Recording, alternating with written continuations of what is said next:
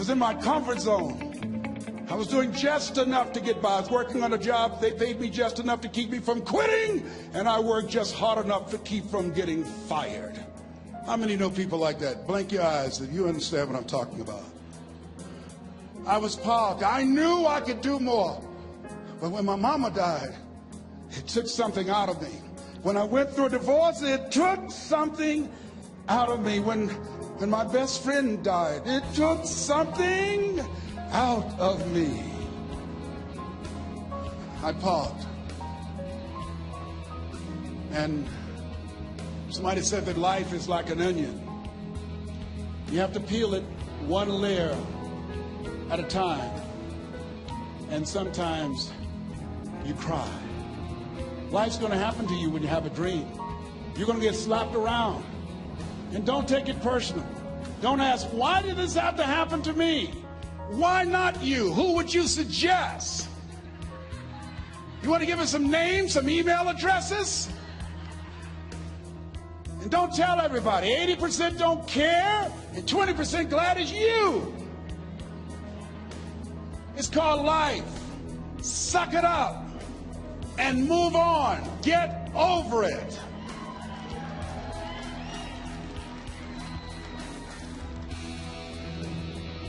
It happens to everybody. Here's the other thing is you look at your goals and look at your dreams. When you're going through some stuff, repeat out to me, please. When things go wrong, don't go with them. Yes, write that down. When things go wrong, don't go with them. When you're working on a business deal, you're counting on some money. Someone said you will get the loan, and it falls through. You have an event, and the people that you thought would be there and support you, they don't come through. Or someone turns against you, or you get ripped off. It's going to happen to you. Happened to me. Someone stole all my products, my database, over 180,000 names and addresses. It's not personal. It's going to happen to everybody. It does. 8 out of 10 millionaires have been financially bankrupt. Walt Disney had 7. He filed bankruptcy 7 times and had 2 nervous breakdowns. It's called life. But I got a saying, when life knocks you down, try and land on your back, because if you can look up, you can get up. You've got the power in you to do that. You've got something special. You've got comeback power. Here's the other thing. Let us say together, it's possible. It's necessary. It's me. Yes, write that down. It's me. Take ownership for your life. Nobody can live your dream for you but you. Nobody's going to take care of your business like you. Stop coming up with excuses. Don't give yourself permission to continue to live a small life. You can't fit a big dream into a small life. Give yourself permission to go for it, to test yourself, to challenge yourself, to live full.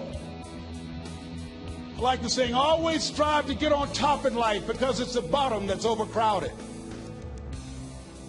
The reason you're here is because there's something in you that says, I can do more. This just can't be it. There's something in you. There's a calling on your life. There's something in your heart that caused you to get dressed and spend the money to go to seminar after seminar and listen to message after message and speaker after speaker. Because there's something in you that tells you this is not it for you. You have not peaked here. There's more in you that you are expressing. Eye has not seen, ear has not heard, nor has entered the heart of mankind what's in store for you if you challenge yourself, if you persist and persevere, if you take ownership for your life. George Bernard Shaw said the people that make it in this life, they look around for the circumstances that they want, and if they can't find them, they create them. Create what you want. You have the power in you to do more than you can ever begin to imagine, to control your destiny, to make a difference in our children, to make a difference on the planet, to make an impact.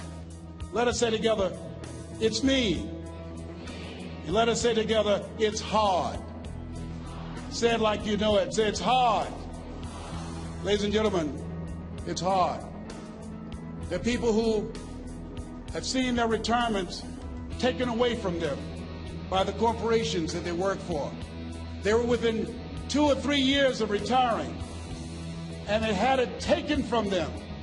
The number one entrepreneurs in this country now are senior citizens. The number one employer, number two, McDonald's and Walmart.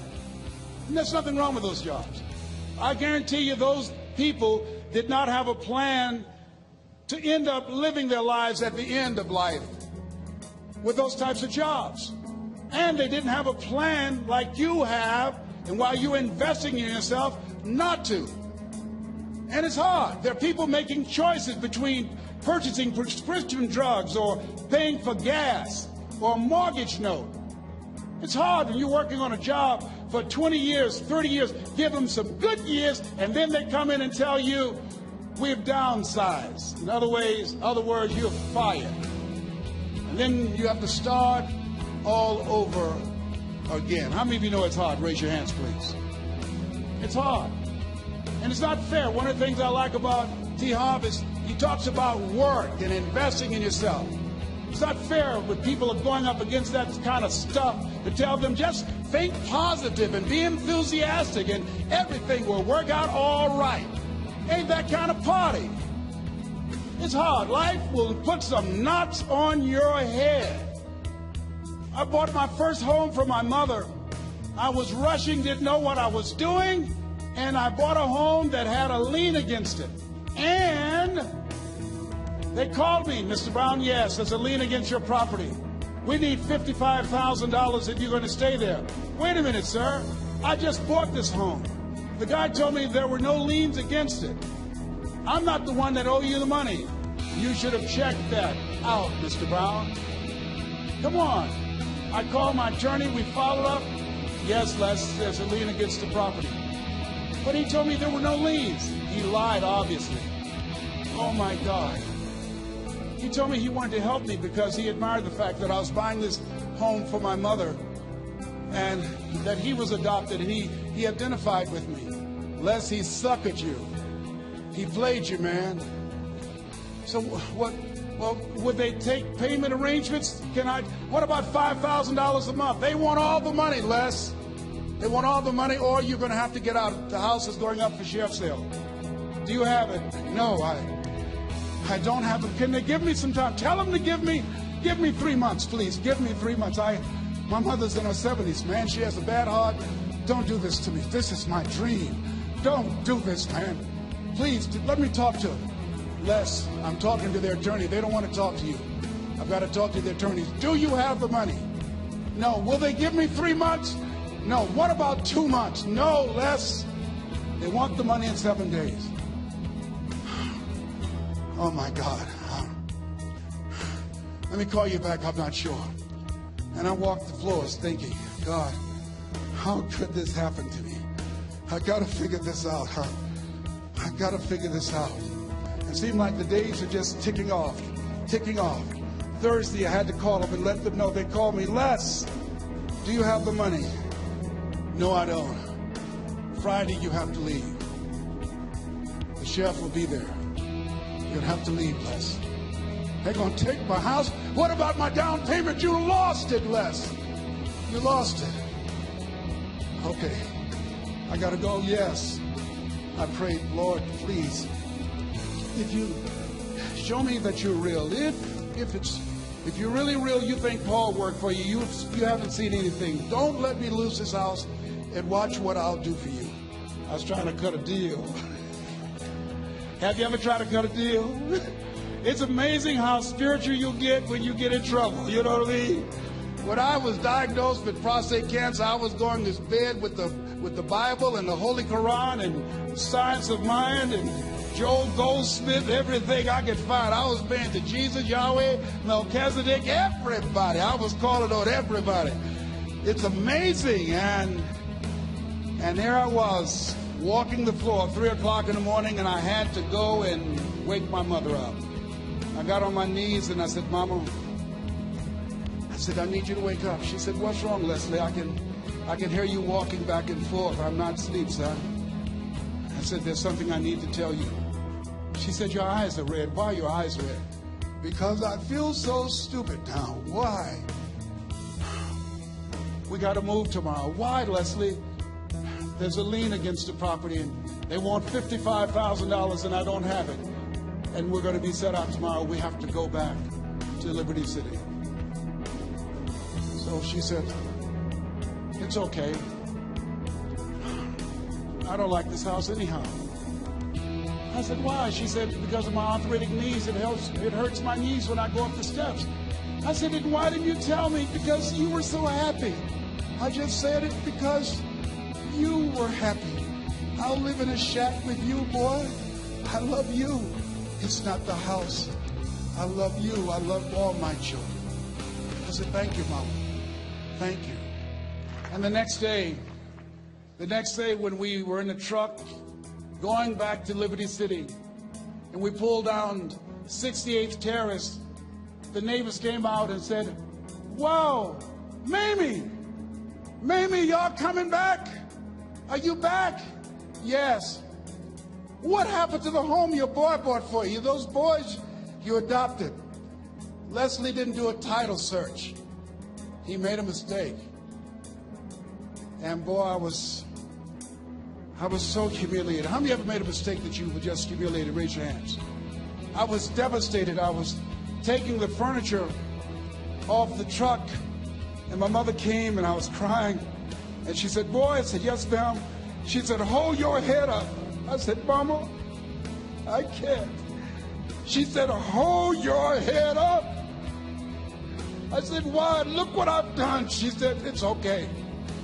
It's okay. You are going to make a lot of mistakes in life, young man. You're going to fail your way to success. You have nothing to be ashamed of.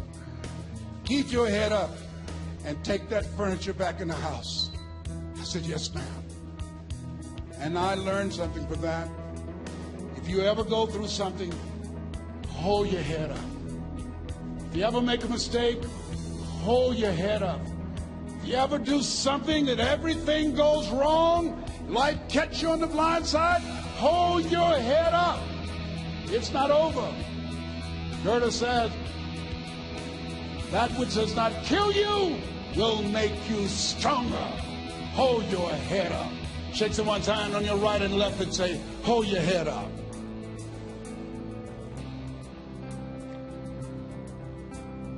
Here's something else, ladies and gentlemen.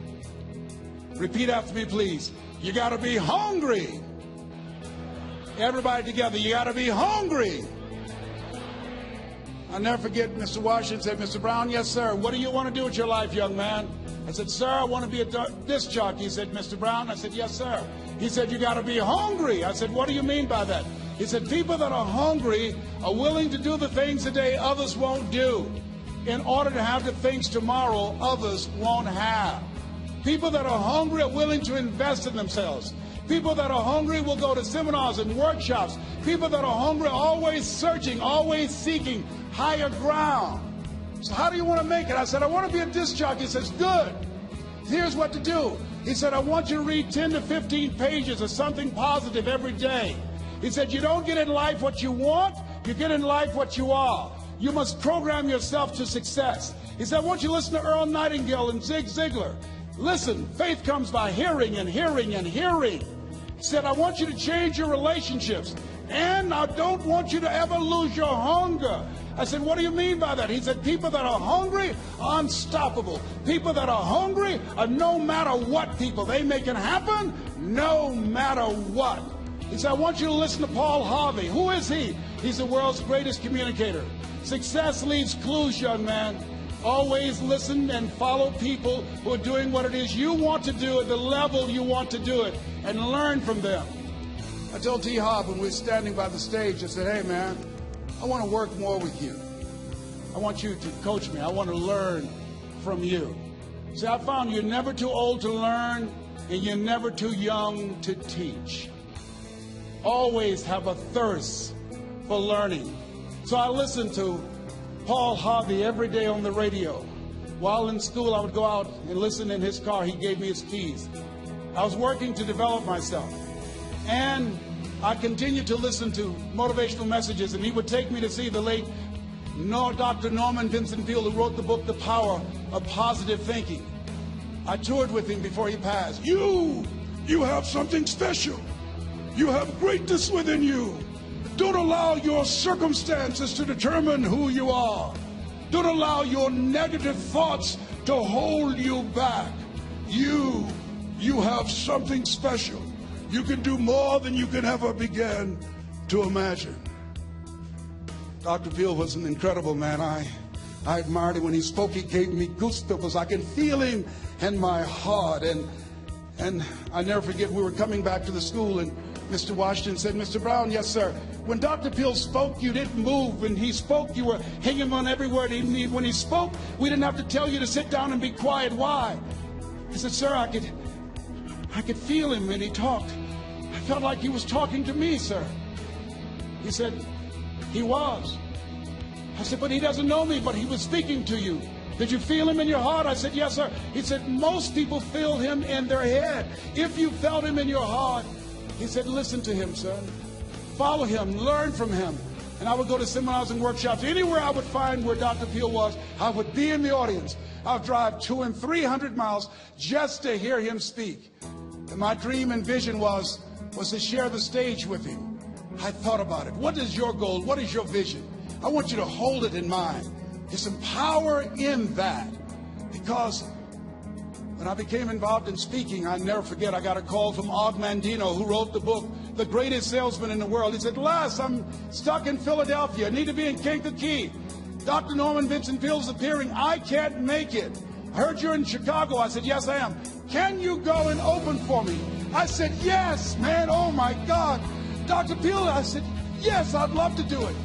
And I went there and I came. I said, hi, I'm Les Brown. He said, you're not the band renowned? I said, no, I'm Mrs. Mamie Brown's baby boy. I'm here to speak. He said, come backstage. And his wife, Martha, was there. And she said, Papa, Les Brown is here, the speaker. And he said, Les Brown, shoot for the moon. Because even if you miss, you'll land among the stars. I said, sir, that's my quote. I wrote you when I was in the 11th grade. I was a part of a special education class project. That's my quote. He said, I know. I end all my speeches with that quote. And Dr. Peel had a great sense of humor. The young man was backstage, and I had so many questions to ask him, and my mind froze up. And the young guy said, Dr. Peel, how old are you? And he was up in age. He said, Sonny, I'm 92. The young man looked at him and said, I don't know if I want to live to get 92. He said, that's because you've never been 91. So I did the things that Mr. Washington suggested. I listened to motivational tapes on a regular basis. I would go to seminars and workshops whenever Zig Ziglar and Dr. Dennis Wigley and Jim Rohn would come to town. And I said, sir, what do you want me to do now? He said, Mr. Brown, I've given you everything that I can give you. He said, develop your mind, put your money where your mouth is, continue to learn how to be an effective communicator, because once you open your mouth, you tell the world who you are. And always surround yourself with OQP, only quality people. So I went to apply for a job on Miami Beach. WMBM radio station. Milton Butterball Smith was the program director. Hello, Mr. Butterball. How are you, sir? My name is Les Brown, sir. I'd like to be a disc jockey. He said, young man, you have any journalism in your background? I said, no, sir, I don't. You have any experience in broadcasting? I said, no, sir, but I practice all the time, sir. Let me audition for you, sir. Let me show you how good I am. All I need is a shot, sir. He says, no, we don't have any job for you. How many ever been rejected? Raise your hands, please. I was devastated. I went back and I told Mr. Washington, I said, Mr. Washington, they said no. He said, don't take it personally. Most people are so negative, they have to say no 7 times before they say yes. He said, you got to be hungry. Know your vitamin. Go back again. I said, yes, sir. Hello, Mr. Butterball. How are you, sir? My name is Les Brown, sir. I like to be a disc jockey. Young man, weren't you here yesterday? Yes, sir, I was. Didn't I tell you no yesterday? Yes, sir, you did. Then why are you back today? Well, sir, I didn't know whether or not somebody was laid off or somebody was fired, sir. Nobody was laid off or fired. Now, get on out of here. I came back the next day. Hello, Mr. Butterball. How are you, sir? My name is Les Brown, sir. I like to be a disc jockey. I know what your name is. Weren't you here the last 2 days? Yes, sir, I was. Didn't I tell you no the last 2 days? Yes, sir, you did. Why are you back? Well, sir, I didn't know whether or not someone got sick or someone died, sir. No one got sick or died. No one was laid off or fired. Now don't you come back here again. I came back the next day talking loud, looking happy like I was seeing him for the first time. I said, hello, Mr. Butterball, how are you? He looked at me with rage. He says, go get me some coffee. I said, yes, sir. My favorite book says the greatest among you will be your servant. How many of you are serious about your goals and dreams? Raise your hands. Very good. Write this down. Provide more service than you get paid for. Provide more service than you get paid for. I go to a lot of seminars and workshops. And one of the things I know about T. Harv Eckert, when I was sitting in the class with Robert Raphael and all of the other presenters, they hold themselves to high standards and they provide more information than anybody else in the industry, bar none. They hold nothing back because their commitment is for your success. And when you hold yourself to high standards, write this down, impact drives income. That's why you're here. Because the training, the seminars, been making a difference in your life. If they did not have impact, 200 or 300 people would be here, if that amount. Impact drives income. So I became the errand boy for the disc jockeys. I would go get their lunch and their dinner, and I would bring it to them in the control room, and I'd watch them working the control boards, knowing my time will come. Write this down. I expect to reach my goal. Yes, you want to operate with a spirit of expectation. I expect to reach my goal. So I started preparing for the next position. Never forget one quote that I heard. As you look at your life, look at your goals and dreams. It's better to be prepared for an opportunity and not have one than to have an opportunity and not be prepared. If you expect to reach your goal, prepare yourself now. And so then pretty soon, the guys at the station, they begin to take a liking to me. Write this down. Build relationships. As you're aware, people deal with people that they know, like, and trust. And so they would say, Leslie, yes, sir. Come here, yes. Come outside. Who did this? Oh, your car? Yes. Who cleaned my car? I did, sir. I would wax their cars on the weekend, inside and out. How much do you charge? Oh, nothing, sir. I just sworn to help out. I was providing more service than I got paid for. I was building relationships. They said, whoa, look here. Donna Ross and the Supremes are coming to town. The Four Tops and the Temptations. Here are my car keys. Pick them up for me. Take them to the Fontainebleau Hotel on Miami Beach. I said, yes, sir. I would drive them all over Miami Beach in their big, long Cadillacs. I didn't have any driver's license, but I was driving like I had some. Then one day, it was a Saturday afternoon. A disc jockey by the name of Rockin' Roger was drinking while he was on the air. It was a Saturday afternoon, and I was the only one there.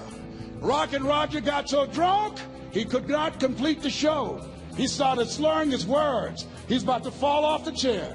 And there I was, looking at him through the control room window, walking back and forth, young, ready, and hungry. I was saying, drink, Rock, drink. Drink, Rock. I'd go and get him some more if he'd asked me to.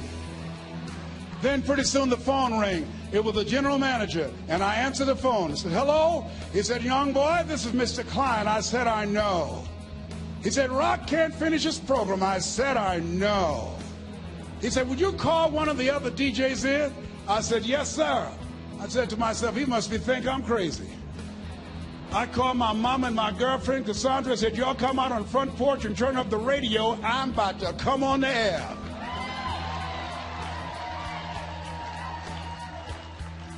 I waited for about 20 minutes, and I called him back.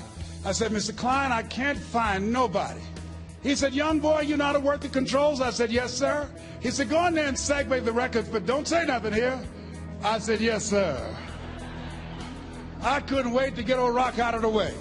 I put on a fast record. I said, look out, this is me, LB Triple P, Les Brown, your platter playing papa. There were none before me, and there will be none after me. Therefore, that makes me the one and only. Young and single and love Domingo, certified, bona fide, indubitably qualified to bring you satisfaction and a whole lot of action. Look out, baby, I'm your love man. I was hungry. I was hungry. Get old man a round of applause. I was hungry. I was hungry. You got to be hungry. Shake someone's hand on your right and left all around you and say, you got to be hungry. You got to be hungry. To get those dreams out of your head and step into your greatness, you got to be hungry. To get those ideas, that talent, that gift out of your system, you got to be hungry. To get up off the canvas of life and understand what Willie Jolly meant, that a setback is a setup for a comeback, you got to be hungry. People that are hungry are willing to do the things today others won't do in order to have the things tomorrow others won't have. How many of you got value out of what you've heard thus far? Raise your hands, please. Very good. I'd like to leave this with you. I don't know what your goals are. I don't know what you want to do. Here's what I know about you. You have greatness within you. Here's what I know about you. I can help you to live full and to die empty. I can show you what I've learned. If anybody told me that I would be doing what I'm doing now, I leave here today, I go to New Orleans and speak there, then I'll be flown to Barcelona. If anybody told me, given my circumstances, born in an abandoned building on a poor section of Miami, Florida, called Liberty City, both my birth parents stood up and said, hello, son, I would not know either one. Being labeled educable mentally retarded, put back from the 5th grade to the 4th grade, failed again when I was in the 8th grade, no college training. Anybody told me the principles that I would teach you, that they would have the impact that it has had on my life. This Les Brown that you see, I did not know he existed. And I tell you that you have greatness within you. You have the ability to do more than you can ever begin to imagine. Come into the room with me, and I guarantee you your life will never be the same again. I like to leave this with you. I don't know what your goals are. Mine is to find a cure to autism. Mine is to find a cure to breast cancer and to prostate cancer. Mine is to work with our youth and to reduce the recidivism rate in our prisons and help young people learn how to become an asset to our society rather than a liability. Mine is to train speakers to become great communicators, to speak from their heart, not their heads, and teach them how to impact and create a new conversation so people can see the possibilities of life and overcome the possibility blindness that held me hostage for 14 years. I don't know what your goals are, but here's what I know about you, and I don't know you. You've got greatness within you. And I like to leave this with you, something my mother used to love to hear me say. Leslie, yes ma'am, mama. Say that thing for me, boy, that makes me feel good.